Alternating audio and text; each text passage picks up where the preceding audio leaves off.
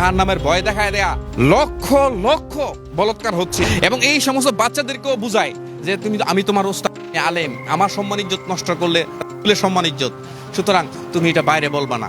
তার বউ হলো সে চাকরি করে নসীন, এখন সে তো মানুষ, তার তো জৈবিক তাড়না আছে। তখন এই জৈবিক তাড়না যখন আসে উদয় হয় তখন কিন্তু তার সামনে অপশন কিন্তু হালওয়ে, যেটা আল্লাহর দেওয়া যেই হালাল যেই ফ্লুটা সেটা কিন্তু নাই, যার ফলে সে এই জৈবিক তাড়নাটাকে অপপ্রয়োগ করতে বাধ্য হয়। তার প্রবৃত্তি যখন জাগে তখন সে কিন্তু ওই যে স্টুডেন্টগুলোকে টার্গেট করে সে তাদের সাথে বলাৎকার করতে বাধ্য হয়। কিন্তু আমাদের আলেম ওলামাদের কোনো কঠিন কোনো পরিশ্রম নাই, প্রত্যেকের বাড়ি থেকে গরুর গোশত দিয়ে খাওয়াচ্ছে, ডিম দিচ্ছে, প্রোটিন দিচ্ছে, হাই পাওয়ারের প্রোটিন দিচ্ছে। কেন দিচ্ছে? হুজুরে একবার খাবে, হুজুরে যেহেতু একবার খাবে তাইলে আমাকে ভালো খাওয়াইতে, ভালো সাপ্লিমেন্ট দিতে হবে।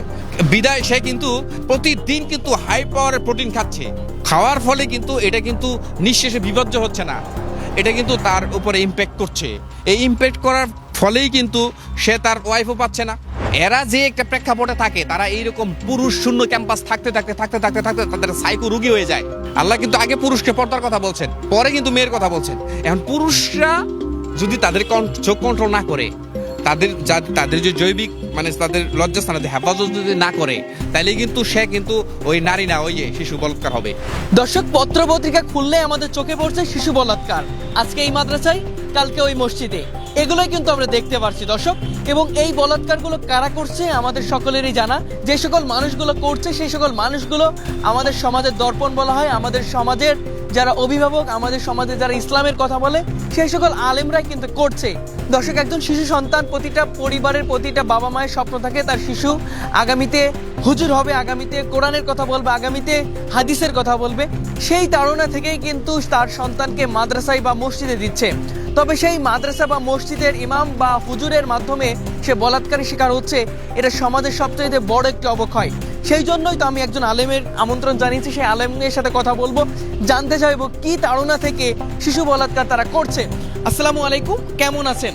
ওয়ালাইকুম সালাম, আলহামদুলিল্লাহ। আমি ভালো আছি ভাই। আমি একটু জানতে চাচ্ছি আলেম সাহেব, যে আমাদের সমাজে যে শিশু বলাৎকার হচ্ছে, সেই শিশু বলাৎকার করছেন কিন্তু আমাদের সম্মানিত আলেমরাই। আসলে আলেমদেরকে ছোট করতে চাচ্ছি না, তবে জানতে চাচ্ছি আপনি যেহেতু একজন আলেম, আপনার আসলে জায়গা থেকে একটু বলবেন কি কারণে আলেমরা এই ধরনের খারাপ কাজে, এই ধরনের জঘন্য কাজে, এই ধরনের পৈশাচিক কাজে আসলে যুক্ত হচ্ছে, একটু আমাদেরকে ক্লিয়ার করবেন। ধন্যবাদ, দেশের পত্রকে অসংখ্য ধন্যবাদ। বর্তমান সময়ের একটা গুরুত্বপূর্ণ একটি প্রশ্ন, এটা জনগণের ভিতরেও প্রশ্ন। আমি এক গাড়িতে উঠলাম, গাড়ির এক যাত্রী আমাকে জিজ্ঞাসা করছে যে ভাই কি হচ্ছে, মোবাইল খুললে আপনাদের এই নিউজ কেন? তো এটা খুব গুরুত্বপূর্ণ একটা প্রশ্ন আপনি করেছেন দেশের পত্রকে, আমি এই জন্য রাকিব ভাই ধন্যবাদ জানাচ্ছি।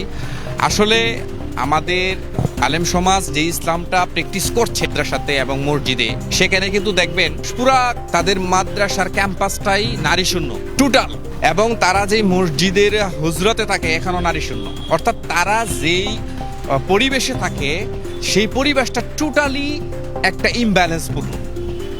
সেখানে নারী শূন্য ক্যাম্পাস, নারী শূন্য মাদ্রাসা, নারী শূন্য আপনার হেফজখানা, এই সমস্ত জায়গা থেকে নারীদেরকে তারা বের করে দিচ্ছে। এটা তারা ফতুয়া দিচ্ছে যে নারী হলো ফেতনা, নারী হচ্ছে ঘরের বস্তু ঘরে থাকবে, এটা তো শিক্ষা প্রতিষ্ঠান না, চুক্তিসঙ্গত নয়, এটা মনে করে এটা তারা কিন্তু ফতুয়া দিতে। কিন্তু আমার যে কথাটা সেটা হচ্ছে যে আমরা ইসলাম শিখবো কার কাছ থেকে? আল্লাহ রাসূলের কাছ থেকে। আল্লাহ রাসূল সাল্লাল্লাহু আলাইহি ওয়াসাল্লাম নারীদেরকে ছাড়া কোন কাজটা করছেন আপনারা আমাকে দেখান তো। আল্লাহ রাসূল সাল্লাল্লাহু আলাইহি ওয়াসাল্লামের পাঞ্জাগানা নামাজের যে অবস্থাটা, সেখানে নারীদের অংশগ্রহণ ছিল। আল্লাহ রাসূলের জুমার নামাজে নারীদের অংশগ্রহণ ছিল। আল্লাহ রাসূলের সময়ে ঈদের নামাজে নারীদের অংশগ্রহণ ছিল। আল্লাহ রাসূলের সময়ে হজের কার্যক্রমে নারীদের অংশগ্রহণ এখনো আছে। জিহাদের ময়দানে নারীদের অংশগ্রহণ ছিল। বাজার ব্যবস্থাপনায় নারীদের অংশগ্রহণ ছিল। হাসপাতাল বিনির্মাণে নারীদের অংশগ্রহণ ছিল। এহেন কোনো অ্যাক্টিভিটি পাবেন না যে নারীদের অংশগ্রহণ ছিল না। এমনকি রাসূল সাল্লাল্লাহু আলাইহি ওয়াসাল্লামের সময়ে একটা দরজা দিয়া ছেলে মেয়ে, সাহাবী পুরুষ, সাহাবী মহিলা, সাহাবী দুজনের বাইরিত। এবং ওই সমাজে বিয়ে ছিল একদম সহজ, ব্যভিচার ছিল কঠিন, হালাল জিনিসটাকে করা হয়েছে সহজ এবং হারাম জিনিসকে কঠিন। আজকে আমাদের সমাজে যদি দেখেন, আমাদের আলেম ওলামাদের যে ক্যাম্পাস, মাদ্রাসার যে ক্যাম্পাস, এই ক্যাম্পাসের মধ্যে নারী শূন্য ক্যাম্পাস। এখন এই সমস্ত টিচাররা ওই জায়গায় শিক্ষকতা করেন, তার বউ হলো সে চাকরি করে নরসিংদী, এখন সে তো মানুষ, তাই তো তার তো জৈবিক তাড়না আছে, তখন এই জৈবিক তাড়না যখন আসে উদয় হয় তখন কিন্তু তার সামনে অপশন কিন্তু হালওয়ে যেটা আল্লাহর দেওয়া যেই হালাল যেই ফ্লুটা সেটা কিন্তু নাই, যার ফলে সে এই জৈবিক তাড়নাটাকে অপপ্রয়োগ করতে বাধ্য হয়। আসলে শয়তানের অসওয়াসা নাকি আসলে তার নিজের খোরাকে এই সিস্টেমের কারণে সে ফ্লো হয়, কারণ সে তো প্রাকৃতিক, এটা ইবলিশ না তো, কারণ মানুষ তো মানুষ, তার ভিতরে তো এটা আছে। তার প্রবৃত্তি যখন জাগে তখন সে কিন্তু ওই যে স্টুডেন্টগুলোকে টার্গেট করে সে তাদের সাথে বলাৎকার করতে বাধ্য হয়। লক্ষ লক্ষ বলাৎকার হচ্ছে, এগুলো মিডিয়াতে আসে না, কারণ তারা এগুলো আল্লাহর গুনাহ হবে, আলেমদের বদনাম করলে গুনাহ হবে, এই ধরনের পরকালে মানে জাহান্নামের ভয় দেখায় এগুলোকে খুব আন্ডারগ্রাউন্ড করে রাখে। এবং এই সমস্ত বাচ্চাদেরকেও বুঝায় যে আমি তোমার ওস্তাদ আলেম, আমার সম্মান ইজ্জত নষ্ট করলে সম্মান ইজ্জত, সুতরাং তুমি এটা বাইরে বলবা না। এবং আল্লাহর ভয় দেখায়, ধর্ম দিয়া, ধর্মের ভয় দেখায় তাদেরকে নিবৃত করে রাখে। কিন্তু আজকে মিডিয়ার বদৌলতে এটা এখন জাতির সামনে উঠছে। এর কারণ হচ্ছে তাদের ভুল জীবন ব্যবস্থার প্র্যাকটিস। এই যে শিশু বলাৎকারের যে বিষয়টা, লূত আলাইহিস সালামের এটা ঘটনা, তার জমিনটা পুরাই তাদের উপরে উল্টাই দিয়েছেন, এটা শাস্তি, কঠিন শাস্তি দিয়েছেন আল্লাহ। এই তাদের ভিতরে ঢোকার কারণ হচ্ছে তারা তাদের যে জৈবিক তাড়নাটা এটাকে সঠিক প্রপারলি ওই যদি থাকতো তাহলে এমনটা করতো না। আপনি যদি দেখেন স্কুল কলেজে ভার্সিটিতে ইউনিভার্সিটিতে দেখেন এরকম ঘটনা নাই, আপনি দেখাইতে পারবেন এরকম ঘটনা, কারণ সেখানে তার যখন তো তাড়না আসে তখন তার সামনে নারী আছে, কথা বলছেন না। কিন্তু এরা যে একটা প্রেক্ষাপটে থাকে, তারা এইরকম পুরুষ শূন্য ক্যাম্পাস থাকতে তাদের সাইকো রোগী হয়ে যায়। পর্দার বিধান শুধু আল্লাহ নারীদেরকে দেন নাই, কিন্তু এরও একটা অপব্যাখ্যা আমাদের সমাজের মধ্যে আছে, নারীদেরকে পর্দার বিধান দিয়ে পুরো প্যাকেট বন্দি করে ফেলছে। কিন্তু আল্লাহ কিন্তু পুরুষকে বলছে দৃষ্টিকে সংযত করো, লজ্জাস্থানে হেফাজত করো। আল্লাহ কিন্তু আগে পুরুষকে পর্দার কথা বলছেন, পরে কিন্তু মেয়ের কথা বলছেন। এখন পুরুষরা যদি তাদের চোখ কন্ট্রোল না করে, তাদের যে জৈবিক মানে তাদের লজ্জাস্থানে হেফাজত যদি না করে, তাইলে কিন্তু সে কিন্তু ওই নারী না, ওই যে শিশু বলাৎকার হবে। পর্দা কিন্তু সারা জীবন ওয়াজ করছে, এমনকি আলেম ওলামারাও জানে যে পর্দা শুধু মেয়েদের জন্য জাস্ট।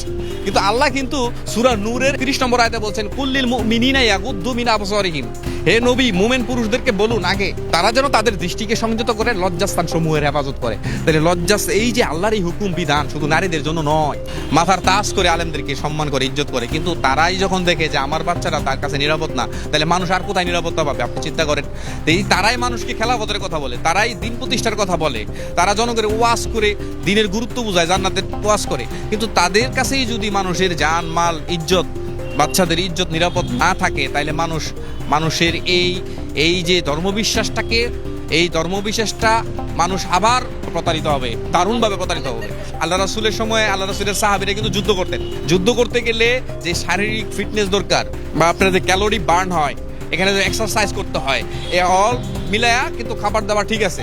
কিন্তু আমাদের আলেম ওলামাদের কোনো সামাজিক সোশ্যাল কোনো কাজ নাই, কঠিন কোনো পরিশ্রম নাই, কিন্তু প্রত্যেকের বাড়িতে কিন্তু টিফিন যাচ্ছে, প্রত্যেকের বাড়ি থেকে গরুর গোশত দিয়ে খাওয়াচ্ছে, ডিম দিচ্ছে, প্রোটিন দিচ্ছে, হাই পাওয়ারের প্রোটিন দিচ্ছে। কেন দিচ্ছে? হুজুরে একবার খাবে, হুজুরে যেহেতু একবার খাবে তাইলে আমাকে ভালো খাওয়াইতে, ভালো সাপ্লিমেন্ট দিতে হবে। বিদায় সে কিন্তু প্রতিদিন কিন্তু হাই পাওয়ারের প্রোটিন খাচ্ছে, খাওয়ার ফলে কিন্তু এটা কিন্তু নিঃশেষে বিপর্য হচ্ছে না, এটা কিন্তু তার উপরে ইম্প্যাক্ট করছে। এই ইম্প্যাক্ট করার ফলেই কিন্তু সে তার ওয়াইফও পাচ্ছে না। আপনি দেখেন তো রাসূলের জীবনে কোন যুদ্ধে একজন নারী ছিল না? কোন রাসূল একটা না একটা স্ত্রী নিয়েই যেতেন, তাই না? তাহলে তার তো সে তো এখানে মাসের পর মাস এখানে সেই যে প্রোটিন খাচ্ছে, সাপ্লিমেন্ট খাচ্ছে, এটার ফ্লো কিন্তু টার্গেট এই বাচ্চার ওই যে তার সামনে আছে। আল্লাহ রাসূল বলছেন যে যদি তোমার জৈবিক তাড়নাকে কন্ট্রোল করতে না পারো, তাহলে ফালিয়াসুম, সেজন্য রোজা রাখে। রোজা মানুষের এটাকে কন্ট্রোল করে। আপনারা যেই জায়গায় কাজ করেন সেখানে স্ত্রীকে এখানে রাখুন। আপনার স্ত্রী এবং মসজিদ কমিটি এবং যারা আছে সবাইকে বলবো যে এমন একজন আলেম আপনারা রাখেন যার স্ত্রী কাছাকাছি থাকে। স্ত্রী ছাড়া কোনো মনে করে মুফতি বলেন, মাওলানা বলেন, মুফাসসির বলেন, তাদের কাছে আপনাদের বাচ্চাদেরকে দিবেন না। তাদের এটা খুব ভয়ঙ্কর অবস্থা। আপনারা এই ব্যাপারে সচেতন থাকবেন এবং তার স্ত্রী আছে কিনা এই ব্যাপারে শিওর হবেন।